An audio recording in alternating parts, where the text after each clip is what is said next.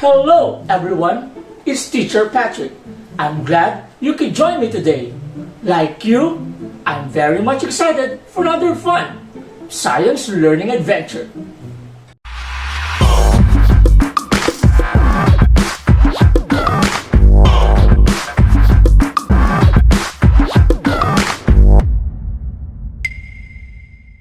For today's lesson, you're going to meet the given most essential learning competency. We have explain how fossil records, comparative anatomy, and genetic information provide evidence for evolution. But before that, let's look back at our previous lesson about evolution.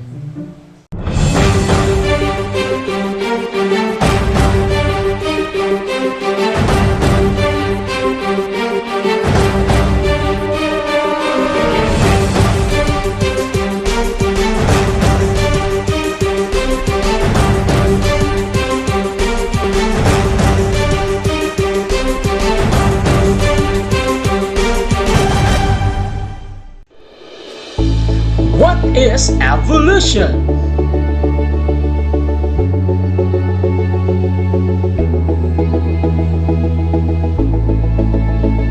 Who is considered the great mind behind evolution?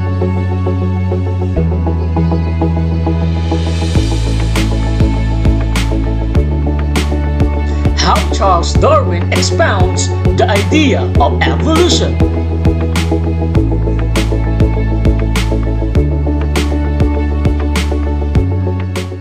Great! Very good! It seems you're ready for another science learning adventure. But wait! Let me bring you to our first learning destination.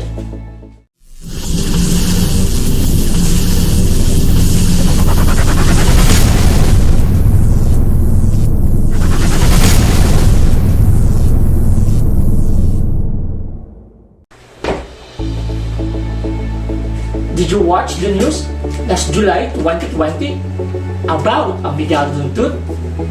Well, a fossil tooth of megalodon that lived 20 million years ago was discovered in Maribok, Bohol.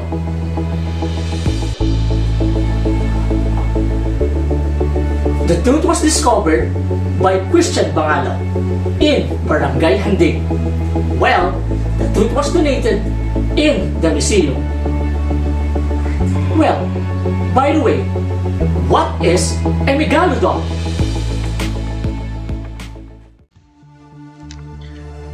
A megalodon is considered to be the largest giant predator shark that lived the world's ocean about 20 million years ago. The data suggests that mature adult megalodons had a mean length of 10.2 meters and the largest specimen measuring 17.9 meters long. That's huge! What is a fossil, by the way? What are the other evidences that would validate that any organism, aside from this gigantic shark, really evolved?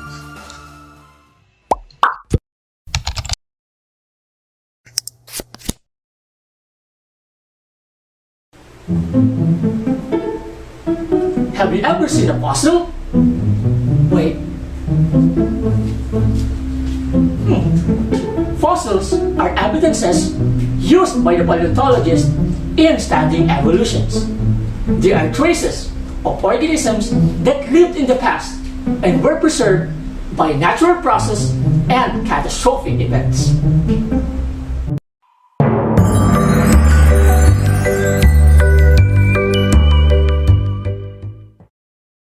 What is a fossil? A fossil is the preserved remains or imprint in a rock of a plant or animal, usually one that lived a long time ago. Many of the fossils discovered so far are ancestors of organisms living today, whilst some fossils are the remains of organisms that still exist. The study of fossils is called paleontology. The total number of fossils and their placement within rocks is known as the fossil record. Much of what we understand about evolution comes from studying fossils, so they are really important. But how do they form? When animals or plants die, their remains usually decay to nothing. It is only if the conditions are right that they can be preserved as fossils. The best way to create a fossil is to trap and quickly bury a dead organism. The dead remains of animals and plants that fall to the river or sea floors get covered in layers of sediment. Over time, this sediment sinks, as it is buried deeper by increasing layers. Meanwhile, minerals permeate through the sediment and gradually recrystallize the non-decomposed remains. This process is called permineralization. In some cases, the whole skeleton eventually dissolves, leaving a space in the sediment which becomes filled with mineral deposits in the exact shape of the original structure. In this way, a cast of the original structure is created. Eventually, the pressure exerted on the lower layers of sediment is sufficient to turn it into rock. Millions of years later, this rock may rise to the Earth's surface, where erosion and earthquakes eventually expose the fossil. While whole-body fossils can be created in this way. And so can trace fossils. Trace fossils are the fossilized remains of things animals or plants have left behind. This includes footprints, tracks, dung, and even lightning strikes. Another way to create a fossil is by covering a specimen with a non-porous coating. Amber is the fossilized remains of sticky tree sap produced millions of years ago. Any insect or plant which was trapped in this tree sap would have become quickly coated, and there would have been little opportunity for the remains to decay.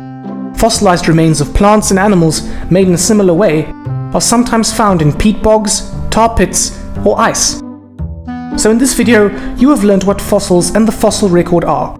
You have been shown different ways in which fossils are created, and have seen the difference between body and trace fossils. Do you have any fossils? Or are there any fossils in the area where you live? As noted, fossils are remains of organisms which includes shells, bones, teeth, and even feces, which are embedded on rocks, peat, resins, and ice. Paleontologist is a person who studies fossils. Another term we can use for trace fossils are imprints or impression. Imprints are shallow external mold left by an animal or plant tissues with little or no materials present in it, while the term we can use for body fossils are compression fossils, which are the other side with more organic materials present. Now, let's test if you can differentiate a trace fossil from a compression fossil. Let's go!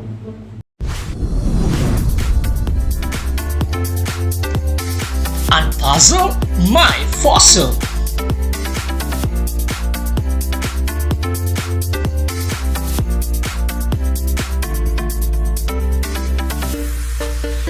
Classify the following fossils as the impression or compression. Number 1. Is it compression or impression?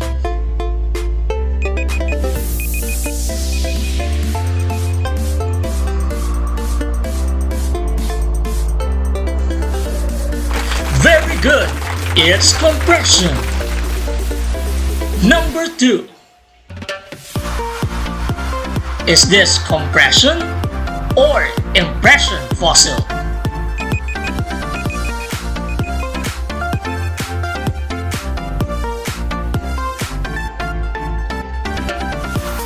Very good! It's impression fossil. Number 3. Is this a compression or impression fossil?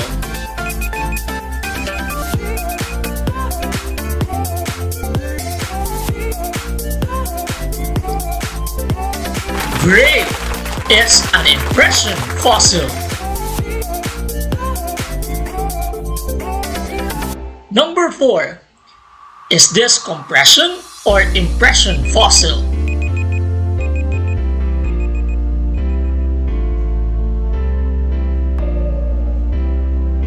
Great! It's a compression fossil. Another hint of evolutionary concept is through comparative anatomy. Compare anatomy? What is that? Comparative anatomy is a comparative study of the body structures of different species of animals in order to understand the adaptive changes they have undergone in the course of evolution from common ancestors.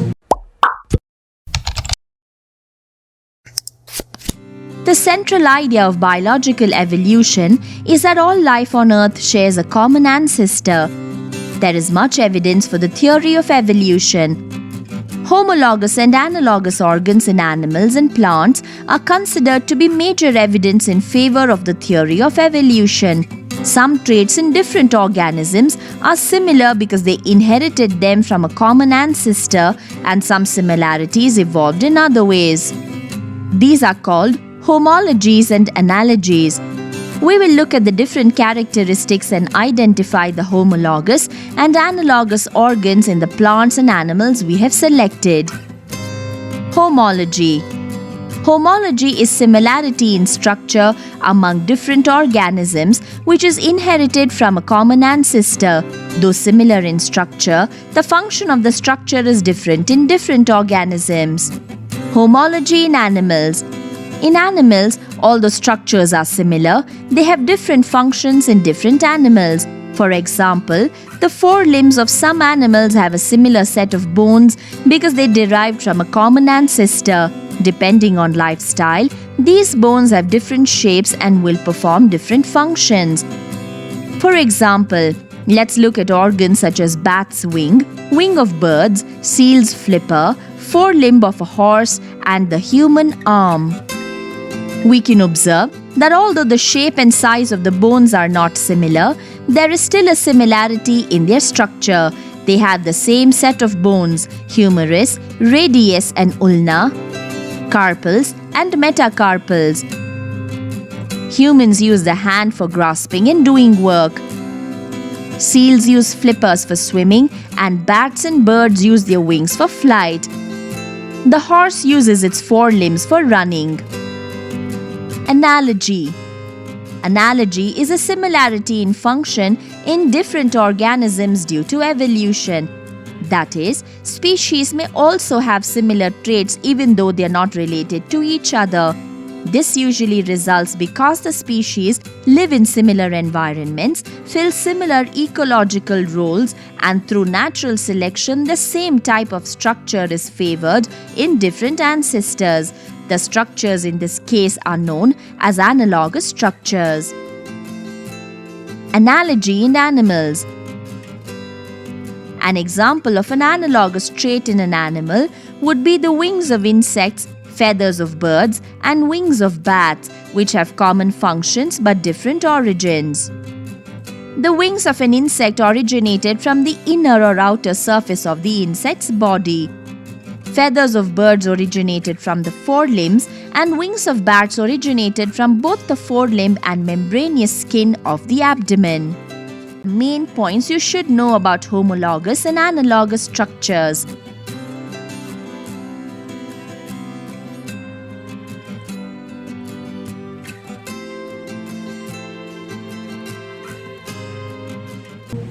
Structures from different species which have similar internal framework, position, and embryonic development are considered to be homologous. Homologous structures may perform different functions in the species living in the different environment, or it may have the same origin but different in functions. Structures of unrelated species may evolve to look alike because the structure is adapted to similar functions. These are called analogous structures. Analogous structures have similar functions but different origin. Picture perfect. Analogous versus homologous. Classify the following as to analogous or homologous.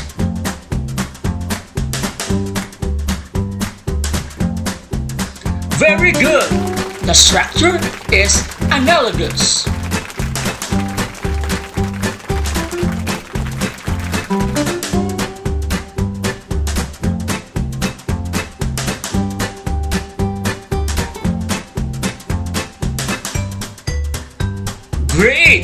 This structure is homologous.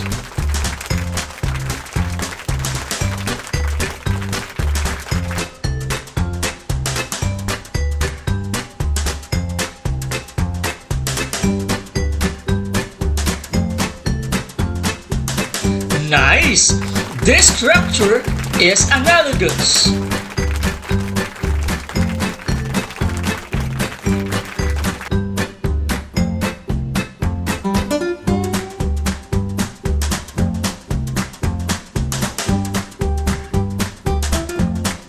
Great job! This structure is homologous.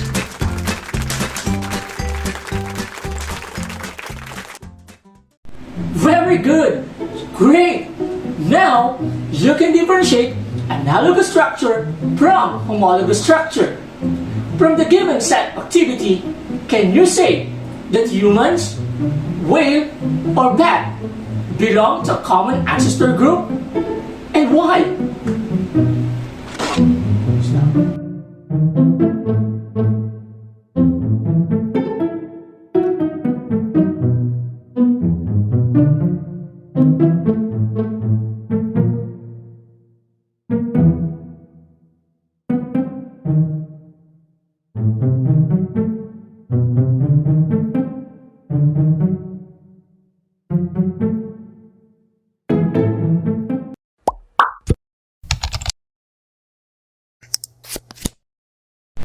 Charles Darwin spent 5 years circling the world to discover what became the origin of species. But you can discover the same things today without going anywhere. Because evolution is right there in your body. Really, huh? How is that possible? Your tailbone used to be a tail. If you can move your ears, that's thanks to muscles you share with other mammals. That pink bit in the corner of your eye, a leftover of a third eyelid we can still find in lizards, birds, fish, and others. Goosebumps are a feature we share with lots of animals that didn't lose their body hair. And even hiccups trace back to the brains of fish and tadpoles, a brain signal they use to squeeze water through their gills. These body parts are just a few scattered pages in a larger story about our evolution. But there are other fossils hidden in our body that tells even clearer tale how we came the way we are.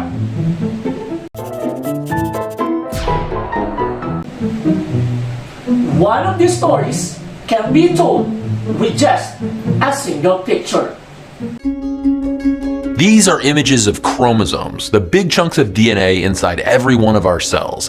When we look at images of human chromosomes next to those of other apes, they line up nearly identically, except for human chromosome 2. It seems to have no match next to the other ape chromosomes.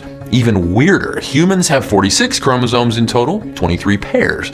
Those other apes, they have 48 chromosomes, 24 pairs. What could explain this? If we're supposed to be related, why are we missing a chromosome?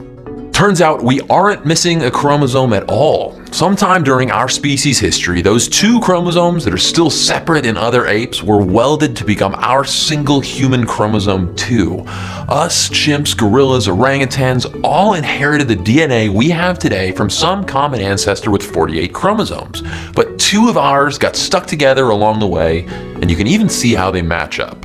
If 2 chromosomes were glued together, you'd expect to find 2 centers, or centromeres, and we do. We'd also expect to find telomeres, the ends of each original chromosome, stuck head-to-head in the middle, and we do. Thanks to sequencing the human genome, we can spot the exact DNA base where this fusion happened. Of course, it's one thing to share a link with chimps, but with chicken, that would require some strong clock and proof.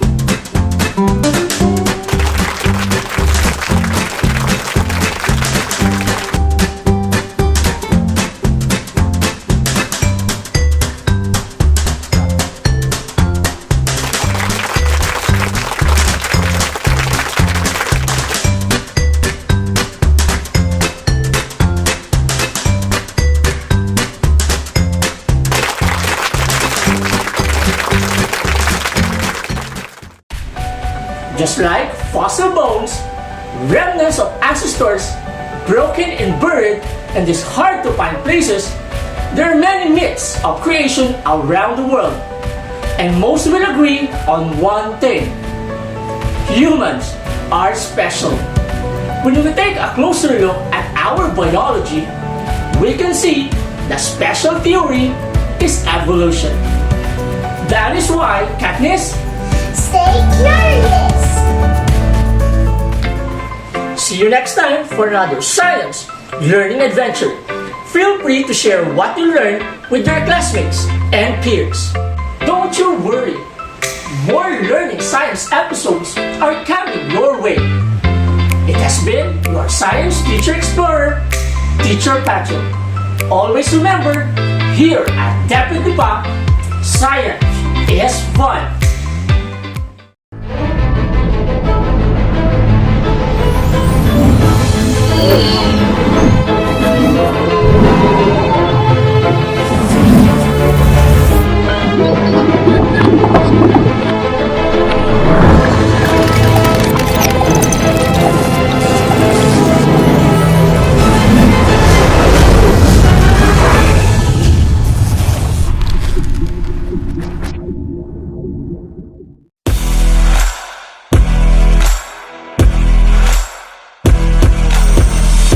Audio Jungle.